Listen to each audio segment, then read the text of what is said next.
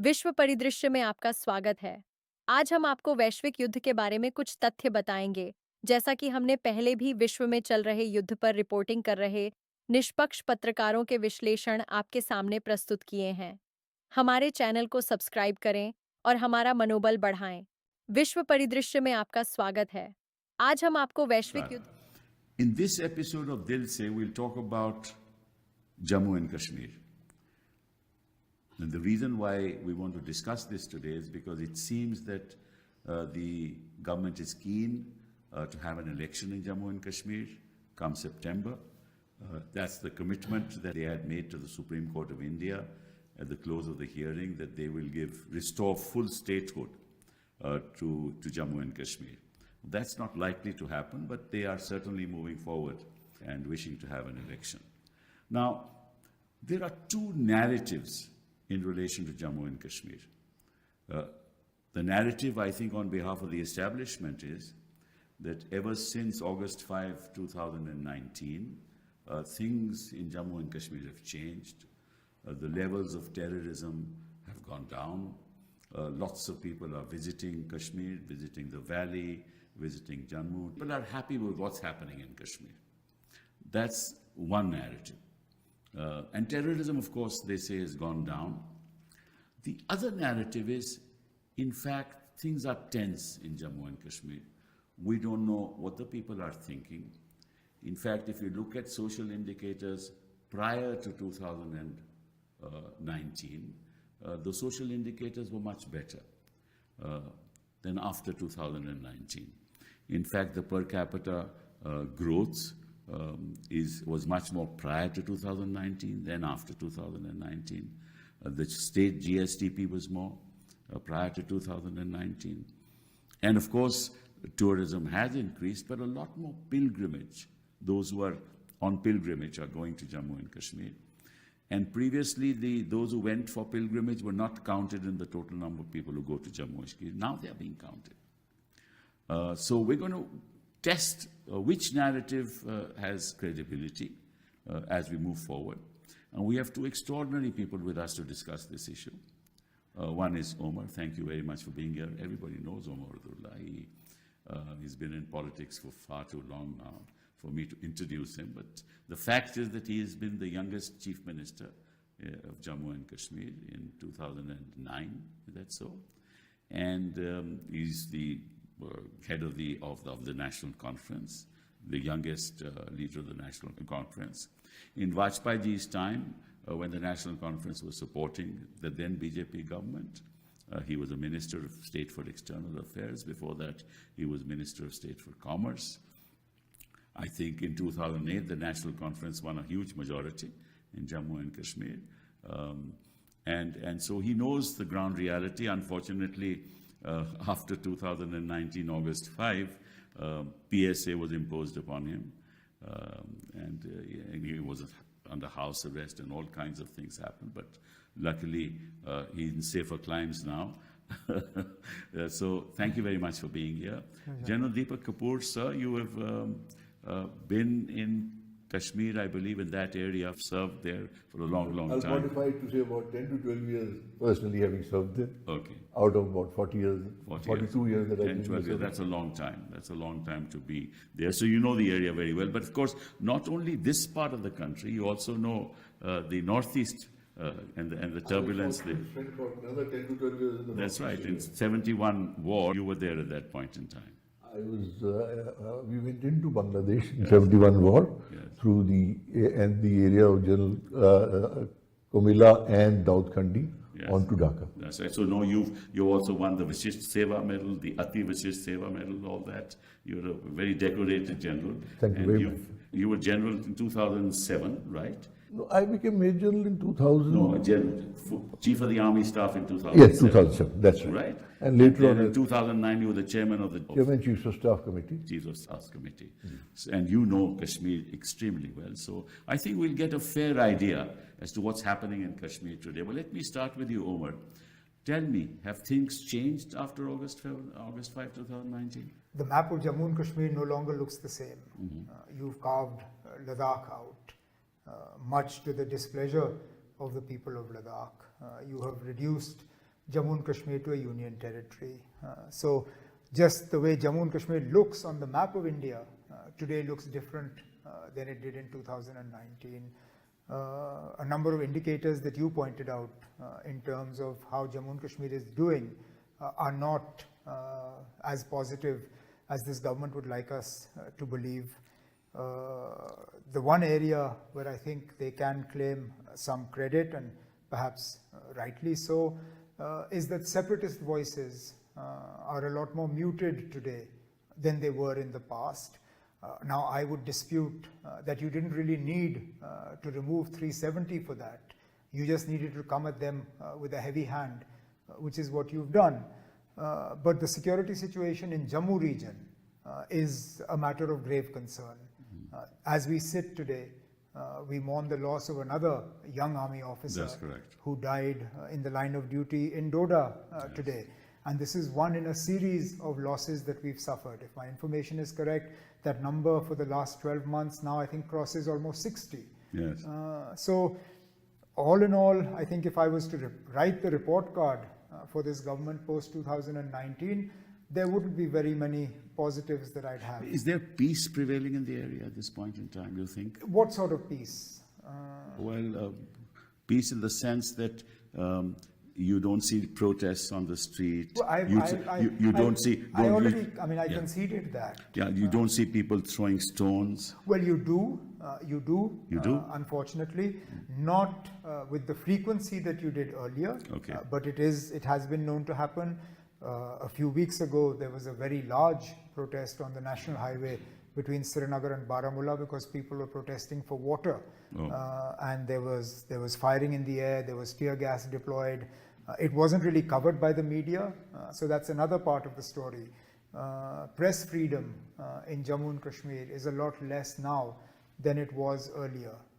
So all in all, there are, as I said, some things this government can talk about, but not that many. What about tourism? Well, there and again, you brought out the problem that I have with the way the numbers are counted. Because if you were to ask me, very little has been added into Kashmir in terms of carrying capacity. We haven't added very many hotels or places for them to stay. Yet all of a sudden the number has gone up dramatically from, let's say, 15 to 20 lakhs in previous years. Now they counted a crore plus, which was pretty surprising for people like me until we looked into it in a little bit of depth. And the truth was, as you pointed out, you just basically added pilgrims to tourists. And we all know you get more than a crore who go to Mata Vaishno Devi every year. You get 10-15 lakhs who come to Amarnath Ji. Add that to the normal tourists, and that's what you have. As I was looking at the figure, and we'll come back and come to you now, sir. As we were looking at the figure, only 14% of the tourists actually go to Kashmir. The tourists that we are talking about, 86% go to Jammu. And of that 86%, I would like the government to tell me how many of them actually go beyond the track of Katra to Mata Vaishno Devi. Okay. Most of them arrive by train to Katra, go straight up to Darshan, back in the train and leave. It has been very difficult, almost impossible for us to shift any of these tourists or these pilgrims to some of our tourist sites, which is why the number looks nice, but it's extremely misleading. General Kapoor, I think I would like you to inform the people who are watching this program as to what were your experiences when you were there and what is your perception of what's happening there now. First of all, Mr. Shubal, I must tell you that I was there as a colonel in Srinagar, Sharifabad in the year 87. I have seen the area just prior to before the insurgency started from 89. And then thereafter, as a brigade commander, I was there in the area of Rampur and Uri from 95 to 97 July for about 2.5 years. And that time, the insurgency in Jammu and Kashmir was at topmost heights. Yes. It had progressed from 89 onward till about that time. And I was there in that period of time. And we had some very difficult time, to the extent that throughout my stay of 2.5 years, not even for one day families were ever allowed in those areas at all. And we did tackle a lot of issues at that point in time. And may I also say, post that, subsequently in 2005, I was back again as the Army Commander, Northern Command. Yes. Back to Largest command in the country, I believe. yes, it is all the responsibility of the Northern Command. And the misfortune of those earthquake, etc., which took place in 2006, where again we were involved, and I was specifically involved in touring all these areas for a very large number of times to provide relief, etc., to people in these areas, starting from Srinagar down toward Uri and beyond up to the line of actual control. So there have been difficult times, and I also must say that there have been ebbs and flows in the insurgency. It has at times gone up, then at other times it went down. For example, from 89 till about 2001-2, it had been going up, but with the erection of the LC fence, the fence which has been made all along the western border with Pakistan and Pakistan-occupied Kashmir, it acted as a further obstacle, which was also manned by our troops, which resulted in a certain amount of slowing down of this. But the fence is not impassable at all places, and also the fact that the fence gets damaged specifically because of things like snows, etc., happening in winter months, and then to recreate it takes time. So there are always gaps, and it is invariably not possible for troops to actually control and seal the fence totally that no one can come in. So specifically, that is how it used to happen, that during the summer period, the infiltration from the Pakistani side, from the POK side, would happen towards the valley and those areas all along the northern But side. that's gone down now at this point in time. Yes, no, it Because used to the happen. area of terrorism has shifted to Jammu now, with Doda, So Riyasi. in the summers, in the winters, this used to be closed because of the snows. And in the summers, most of the infiltration earlier used to be through the areas south of Pir Panjal, starting from Poonch, Rajouri, and coming down to Akhnur, then on to Jammu. Correct. So those are the areas, and they were specifically areas from where these infiltrators would thereafter transit towards the valley. First point of entry, Jamia Gali on the Pir Panjal range. Second point of entry in the area of Thana Mandi and beyond, all along the Silk Route. Right. Third point of entry from the Banihal area. Fourth point of entry from the area of Sinthal Pass in the Doda Kishtwar area. Correct. So they would use that to transit into the valley during the winter months. But the difference this time is that during these months now, they find that the valley has been very highly defended. Correct. Firstly, the forces at the line of actual control have been effective in checking. Notwithstanding that if some are able to percolate through, the second and the third tier have also been able to check that kind of infiltration, and therefore the area of northern Kashmir, specifically the area of Baramulla, Sopore and all, has not had too much of infiltration coming from those sides. I'm given to understand that a lot of the troops have been moved from the Jammu area to eastern Ladakh, to line of control. And this is the reason also there is not enough security people in that Jammu area and that part of Doda and Riyasi, which is why also there's a problem. You are quite right, Mr. Shibal. It has happened because the troops were needed in Ladakh. Yes. So, and this area had been dormant for the last about 3-4 years, 5 years. So therefore, possibly the powers that we felt, or people in control felt, that those areas could be denuded of troops and they could be sent to Ladakh. But that is the reason why this area has now been exploited. Yes. And so for this has been a break from the past practice of summers being used from the northern side to come into the valley. But so what they've done is to come in through the areas south of Pir Panjal. That's correct. And with the lack of density in the depth areas, they've been able to come through and thereafter transit through these areas and go across the Pir Panjal to the other side, and they've basically concentrated in general areas south of, in the South Kashmir, areas of Anantnag, areas of Kishtwar, Toda side, and that is how that's why they have gone through, and that is why it's very interesting. I was looking at some numbers. Let me indicate to you. In 2005, the number of civilians killed, the terrorist incidents were 1860 in 2005. In 2006, 1569. In 2007, 1021. In 2008, 602. In 2009, 487. And that was around the time I was in Northern Command? Yes. Therefore, I mentioned these figures.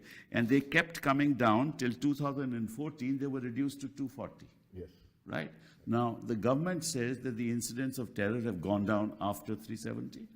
But the fact of the matter is, if you look at 2022, the figure is 457. It is actually more than 240 in 2014. And in 2023, it's 267, and by August 2024, it's 109 already. And before that, it was 460, 415, 369, actually much more than in those years. Right. So this narrative that the incidence of terrorism has gone down and it is contrary to data. So there is a difference. While it has gone down specifically in the valley area, yes, it has. In the valley area, yes. The spurt has actually been seen south of Pir Punjab. And if you notice, from 4th May till date, approximately 20 security soldiers have, officers, JCOs and men have laid down their lives in this period of from 4th May onward till about now. No, in fact, I have the figures. In 2000, I'll compare them. In 2011, 181 total killings took place. In 2012, 121. If you compare that to 2021, 274, 2023, 21, more than that time. And if you look at the soldiers killed, that also more. That is also more. So the area of terrorist activity has shifted. Total number of killings have gone up, right? Kashmir is quieter. The valley is quieter, right? But there is there's Pakistan and cross-border terrorism is going on as before. But if I may say so, I'd just like to look at the reasons as to why this has happened. Yes. So first and foremost is the fact that the announcement of elections, which is happening, which has been done by the government, that the elections are likely to take place in September. Secondly, please remember that it is the turbulence with, firstly, the Pakistan army has always been the darling of the Pakistanis because of the anti-India and specifically the kind of infiltration and terrorism which they've unleashed right since 1989 within Jammu and Kashmir. So, and as far as all the political institutions within Pakistan are concerned, I think you are aware that they're doing backseat driving. Yes. And they are the ones who like to retain that position within the Pakistan polity, to retain that control, specifically in terms of the sidelining of Mr. Imran Khan. And there are divisions, some divisions within the Pakistan army. There is a requirement for the army to establish its credentials once again. I attribute this kind of increase in the last 3-4 months south of Pir Punjab, specifically to raise and up the ante in Jammu and Kashmir to get their own house in order and also to get their own prominence back to the previous level, because there are doubts today about the Pakistan army. You are aware, latest information 2 days back, where the ex-ISA chief is likely to be court-martialed. Yes. So it worries them. So therefore, they've always also advocated bleeding India by 1,000 cuts. So if that be so, they want this incident. That will continue. They don't want it to die. Yes. And what has been happening in the last couple of years, that things have gone quieter. Valley has been quiet. So they've started from this side, but the focus would perhaps still remain the valley, and that is why you find some of these infiltrations which have happened. They've gone through these areas onto the Kishtwar Doda side and to Sindh. Omer, can you tell me what is the sense of those living in both Jammu and in the valley, of the people? What is their perception? What sense do you get from what's been happening after August 5, 2019? Well, other than obviously a deep disappointment with what happened, I think they also feel let down by the promises that were made in the aftermath of 5th August 2019 remaining largely unfulfilled. I think the people were willing to give this government a chance to actually come forward with some of the promises like they did with jobs, investment, a better standard of living. But the truth is that today Jammu and Kashmir has amongst the highest levels of unemployment in the country. We have amongst the lowest levels of investment.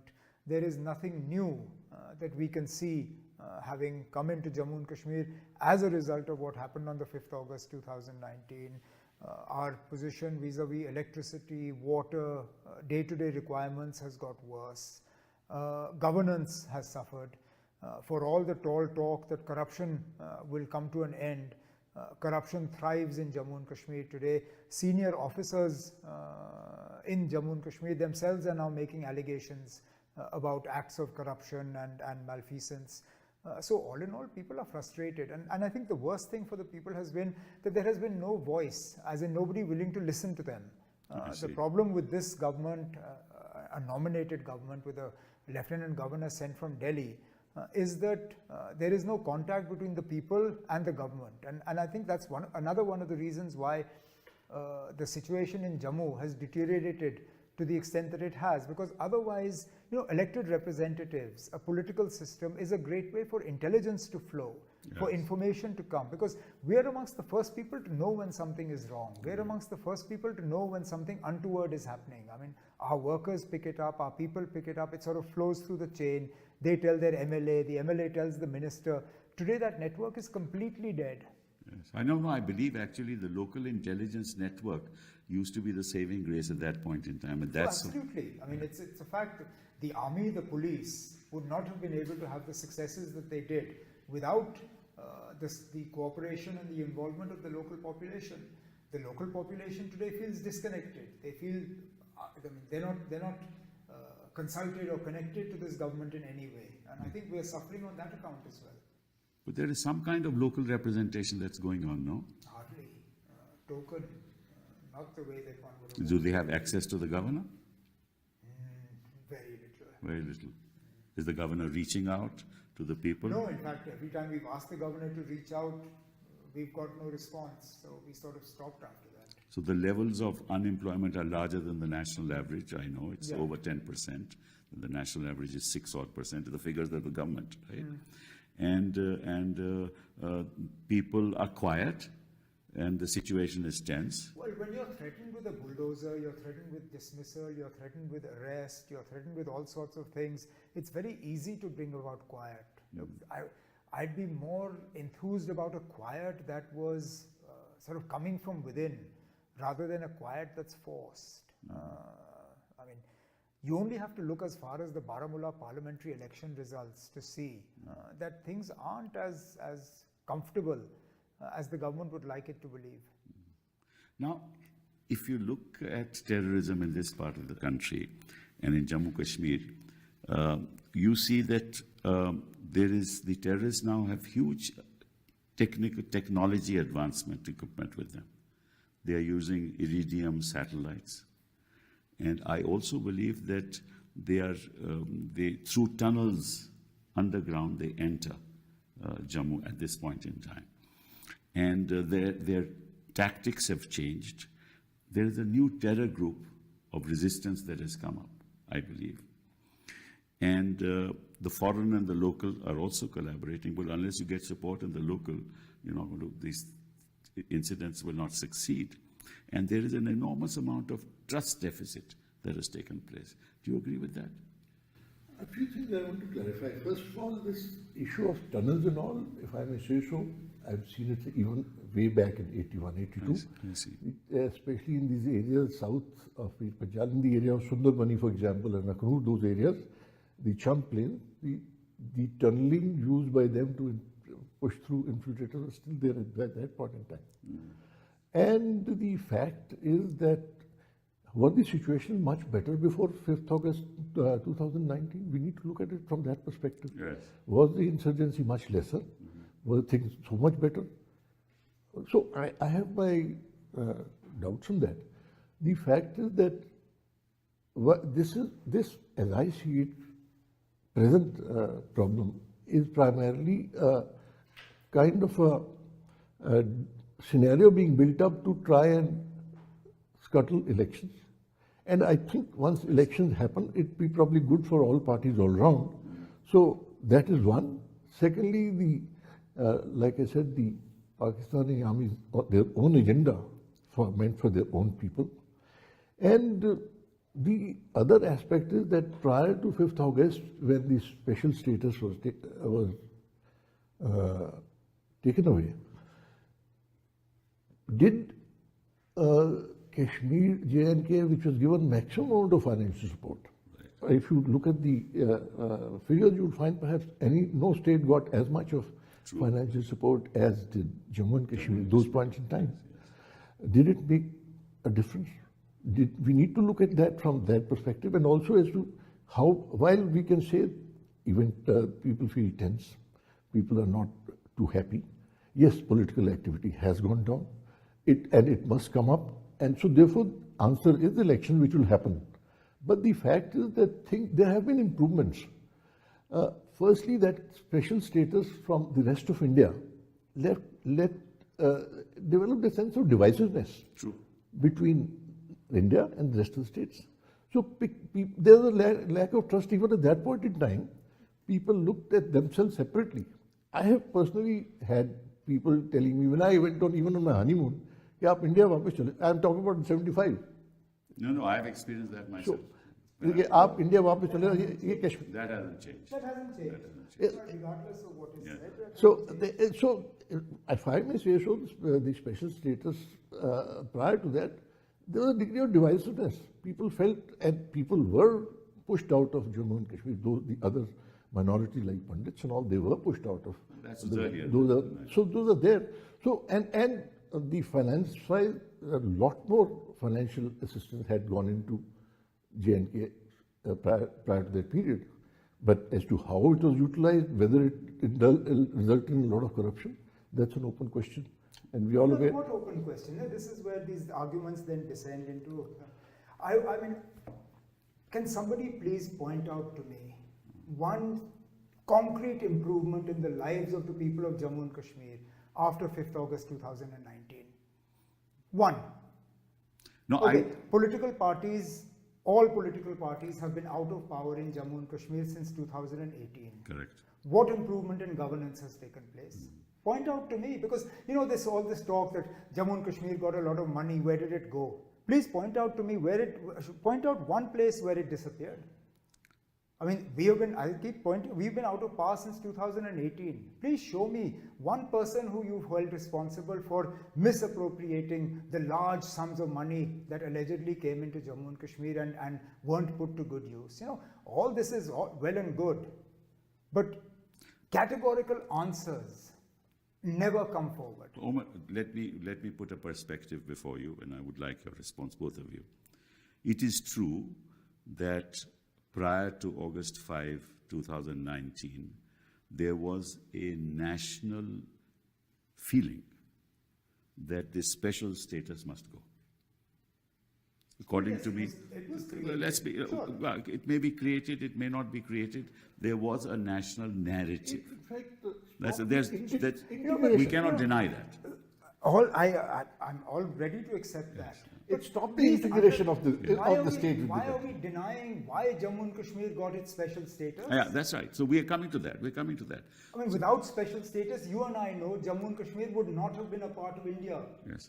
Accession would not have taken place. That's right. So therefore, that question is that after independence, when the special status was given and the 370 was in the Constitution of India, that's historically that was a necessity. Otherwise, Jammu and Kashmir would not have been part of India. No doubt about it. Okay, but that should have been over a period of time since now. No doubt about it. Question is, and that's the other thing, that from that point in time till August 5, 2019, 99% of the laws that were in India were applicable to the state of Jammu and Kashmir. 99%. So everything was applicable. The status was not there, right? They were not integrated, but everything was applicable. To say that Jammu Kashmir was a separate territory having a separate sort of structure, a separate law, is not correct, legally speaking, right? But the national narrative was, why should there be special status in Jammu and Kashmir, right? Now, people who are born in the 2000s, in the 90s, they don't know the history of this country. They don't know the history of Jammu Kashmir. So you can easily build that narrative, and I think the BJP built that narrative and profited from it. Now, it got some short-term gains, and this is the question I'm going to ask both of you. It got some short-term gains in the sense it got some traction in the national election, both in 2014 and 2019. This has been its agenda, so it got some. But the long-term effects of this may well be a downside, which perhaps we do not understand now at this point in time. Because if you take away that status, remember what's happening. People are buying land in Jammu Kashmir, right? People from outside the state are buying land. Horticulture, that's the mainstay of the region, is going down. Now unemployment is rising. No investment is happening, right? So therefore, things are in a state of flux. The downside of it we'll see in years to come. But I think there's a problem there, which perhaps we don't understand now. What do you think of it, Omer? Well, you've alienated Ladakh. I mean, Ladakhis aren't happy with their current situation today. That's true. Okay? You have alienated large sections, General Saab will know, having served in the area, large sections of population who were otherwise committed to the idea of India in the mountain regions of Jammu are today upset. That's a problem that you have. You have not been able to win over the people of Kashmir. Jammu is unhappy with what has happened. Now, it's a different matter that Jammu expresses its anger differently. But please show me, other than hardcore BJP supporters, please show me a section of population in Jammu and Kashmir, including Ladakh, that is actually happy with their life today. What do you say, General? I'd like to draw your attention to another aspect. That is the issue of connectivity. Yes. If you look at the past, and I have served in Northeast for about 10, 12 years as well, as soon as we developed connectivity toward Northeast, with all the train and the road connectivity, the areas which had insurgencies for long periods, they got naturally better controlled, and over a period of time they progressed, they got integrated better. And so today you find Northeast as close to the rest of the country as any other state, whether in the south or west or anywhere. Likewise, unfortunately, as connectivity-wise, we had been only depending on the Banihal tunnel and the single road access going there. But with the connectivity, with the trains coming through now, and there were projects which should have been undertaken, like the opening of the old Silk Route, which lands right from the area of Thana Mandi onto the other side, and likewise the Sinthan Pass from Doda Kishwar side. If these connectivities are open, then people would have been automatically would have felt much more integrated, better integrated with the rest of the country.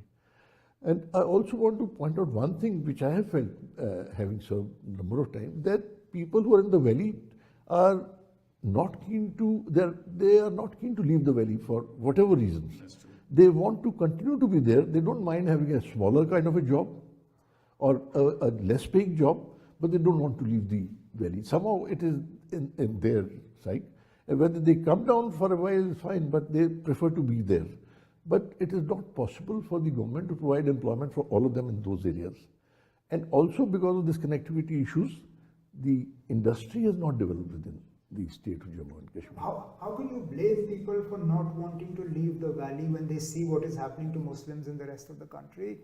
Or when they see what happens to people who leave around 15th August, when they get summoned to all the police stations, I think that's a when they very get checked. major statement to Okay. say what happens to the Yeah. Muslims in the rest of the country. I'm afraid I don't agree with that. No, you wouldn't. That's okay. fine. No. But I This mean, is why we have this discussion. I mean, the way bulldozers are used in UP, the way madrasas are locked up, it's no secret. I mean, today, a hostel that we had set up with special assistance from the government of India in Jamia Millia for Kashmiri students so that 800 odd students would find accommodation there. It was meant for them. Today, hardly any Kashmiris have a room there. They've been given to everybody else. And the whole purpose of that was because Kashmiri students come to Jamia, they don't find place to stay. So this hostel was created to incentivize them leaving Kashmir and coming to study there. That's true. Today, they don't have rooms available to them. So what do you expect them to do? Yeah, I mean, I think it's a very, very complicated problem. And you talked about the Northeast and connectivity, but see the state of affairs in the Northeast today. You see what's happening in Manipur. You see the statements being made by the Chief Minister of Assam, right? Flood jihad. We are only talking of Manipur today, but when in the past, we have been talking about 7 states. No, I agree with you. I agree. I don't dispute that, but I'm saying the kind of agendas that are being Yes. built, right, is ultimately not good for the country. Yes, absolutely. I mean, let's be clear on that. You talk about connectivity. The roads that he mentioned, all are open except in winter. Sinthan Pass is open to civilian traffic for 6 or 7 months in a year. Doda and all are suffering from militancy today. Mughal Road is open for 8 or 9 months in the year. Rajouri, Poonch, those entire areas have a problem with militancy today. So the Jammu-Srinagar highway passes through Banihal, Riyasi area. Riyasi has militancy today. So it's not just connectivity. The train goes all the way up to Sangaldan. That hasn't stopped militancy from re-emerging in that area. Militancy is a given as long as you have got cross-border terrorism. I don't think connectivity will change it. And I think as long as they get local support, this will continue. Now, the local support will only go if you are able to satisfy the basic needs of the community. Well, look, something is going wrong. Otherwise, why is it that up until a few years ago, your graph of militancy was showing a downward trend? You know, they don't like acknowledging previous governments, which is fine. So they will not acknowledge the 6 years that I was chief minister or the 3 years that Azad Sahab or others were. But if you look at those years, the graph of militancy year on year goes down. True. Now suddenly it starts going up again. Pakistan was as involved then as it is now. And it will continue to be. Okay, so I mean the problems that you had with connectivity then, I would assume you have those now as well. So how is it that at that time governments like mine that are supposed to be total failures, corrupt, every other thing? No. But that's again a narrative that is being built. I'm going by that narrative that Delhi's money we squandered. By squandering Delhi's money, we were still able to give you much lower levels of terrorism than you are today. Apart from terrorism, your social indicators were much higher than the national average in almost every field. Your social indicators. We were actually better than some of your bigger states. I know that. Therefore, I'm saying that. Therefore, I mean, I think people in Jammu and Kashmir, to that extent, were empowered.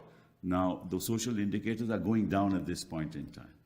I also want to point out that from 89 till now, 2024, 35 years, all political parties have come into power in Jammu and Kashmir, Mr. Sibal.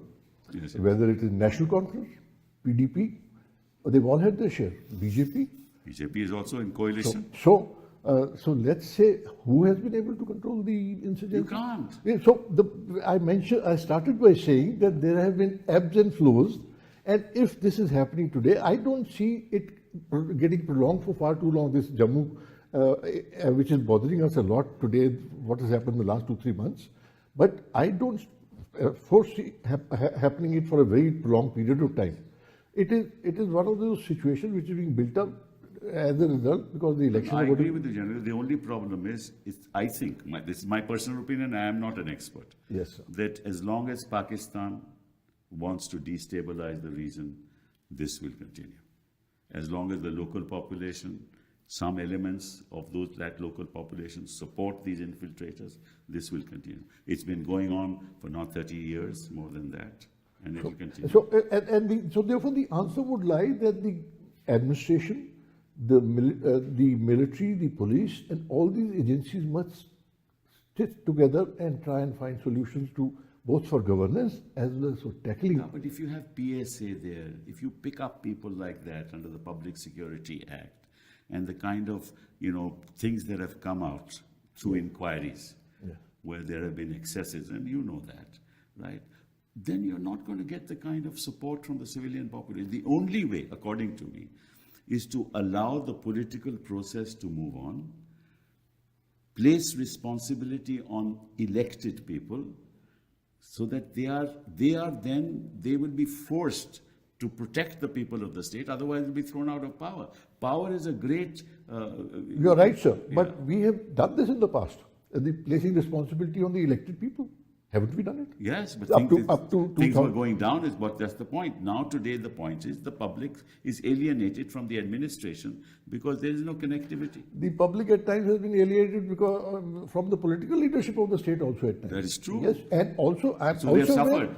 That leadership has suffered whenever they are alienated. Political parties have also been in touch with the militants at times. You're right. I am also aware of instances where some political leaders have rung up. We know that. So to say that let's so and so go. But the point is the only solution has to be a democratically Yes, elected government. absolutely. That's what I'm trying to say. absolutely. Are you in agreement with that? That's the point. Yes.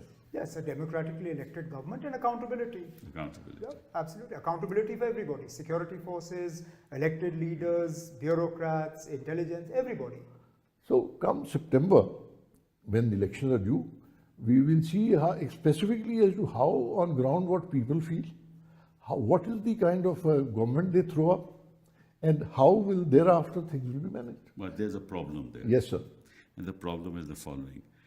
With the passing of the reorganization, Jammu Kashmir Reorganization Act, all the powers have been concentrated in the governor. There can't be a cabinet, assuming there's a government, there can't be a cabinet agenda without the governor approving. He has to, 2 days in advance, he has to get the agenda of the cabinet. Matters of police, matters of public order, all under the control of the governor. All matters relating to home are in control of the governor. He has to clear everything. Then you have, so nothing really moves. Sir, but all this will come into play once we have the elections. Let's see how it plays out. No, we've seen it playing out in Delhi. We are seeing Yes. it playing out in Delhi. Right. You don't have to go far. Yes. The point is that if there is a disconnect and if there is concentration of power, people are never going to be happy. Clearly. Unless there is political representation. So and now with the transaction of business rules that have come in, which is in alignment with the Reorganization Act, the fact of the matter is there is nothing left with the civilian authority. So you have elections, but you have no power. See, the purpose of elections is empowerment. Empowerment is for the purposes of doing things for people. So if you don't have that power and you leave it to a governor and an administration, there'll be unhappiness. Firstly, J&K is not Delhi. I agree. Secondly, I think it's already been talked about that post-election there would be a time to bring the J&K back at the state level, make it a state again. And it's only a transitory period. That has also been talked about. That's what's been talked about. Yeah, whether it comes or not. There was a statement in Parliament saying कि हम जल्द से जल्द restore करेंगे. Right. वो 2019 की बात है. Right. It's a 2019 statement. Right. We're in 2024. 5 years have passed. Now we say in the near future it will happen. I doubt it for the simple reason that nobody takes a risk in these things. No political establishment takes a risk because they don't want a situation to develop which they can't control. So once power is given to the governor, power will remain with the governor. This is my own belief. I don't think that they'll get back the statehood. But that's something that the Supreme Court has to But that's where the will of the people, if they throw up a party strong enough, then I think the government will also listen to that. So probably I hope so. it'll undergo a change. We have seen that when there is absolute majority, nobody listens to anybody. It's true of the global community. I mean, you see anywhere in the world, see what's happening. It's true of India as well. But, when you have to start having a coalition government, the dialogue sort of seems to improve. Yes, and we seem to be getting a better response from the honorable courts now than we did earlier. This government has committed itself in front of the Supreme Court and no less a person than the Chief Justice and his bench that they will restore statehood to Jammu and Kashmir and full statehood. Yes. And that's what we expect. That's what I was alluding to when I said that the statehood will come back. And I think we can't look at Jammu and Kashmir like Delhi. It's a separate issue.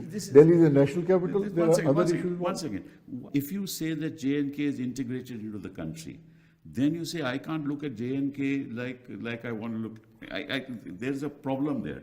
Because if it's fully integrated, either you say it's not yet fully integrated. No, sir, I would be happy to be integrated, J&K to be integrated as a state. Yes. Like any other state of the Yes, country. it's not That- fully. That's what I'm saying. But The government that- has already, that will be the the government has test. already stated That- in the court that it will be. That will be the test of this government Yes. and this government's sort of voices. But General, what the statement was, full statehood would be given by September. Look, if the whole idea The statement was not that the governor with get these kind of powers. if 5th August 2019 was about bringing Jammu and Kashmir at par with the rest of the Yes. country, as General Saab pointed out, Yes. that Jammu and Kashmir should not be treated differently than the rest of the country, then Jammu and Kashmir deserves to be a state like Haryana, Himachal, Punjab, Yes, yes, and yes, any of our neighbors. Yes, give full power to the people. Allow elections to take place. Allow political parties to take responsibility.